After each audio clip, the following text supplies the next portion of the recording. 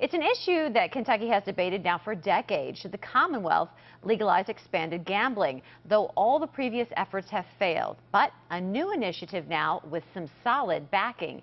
WHAS 11's political editor Joe Arnold here now with more. Joe, so what's the latest?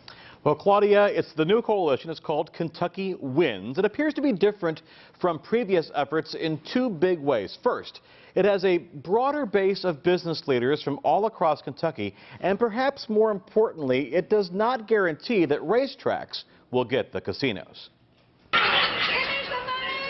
By 2015, one study estimates Kentuckians that year alone will gamble away at least $527 million in neighboring states' casinos, like Horseshoe, Southern Indiana. Kentucky WHAS hopes to keep that money in the bluegrass. Despite a gambling amendment's defeat in 2012, the group says it is pushing for the General Assembly to let voters decide. At least give the people of Kentucky the opportunity to have that same type of revenue. The argument of let us decide didn't work last time, so why would it work this time? Well, I think there are several things that we can do. Again, what we've done is we've established a broad coalition of support, which has not been the way it's been done in the past.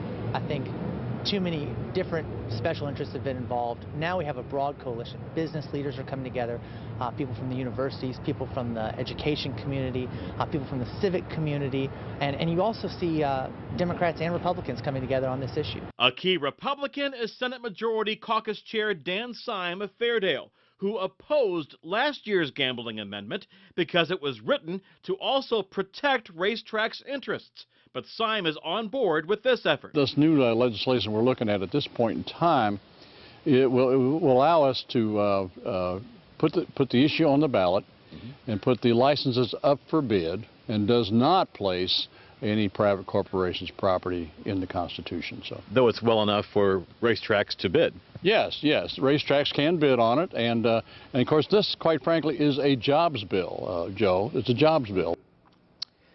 Now, though Churchill Downs Incorporated's chairman is a co-chair of this Kentucky WHAS group, the company is letting others outside the racing industry be the public faces of this new effort. In a statement, a CDI vice president telling me today, we are excited to have business leaders from across the Commonwealth join us in the fight to let the people decide the fate of this issue. We are supportive of their efforts and look forward to working with them to create jobs and provide much-needed revenue to the state.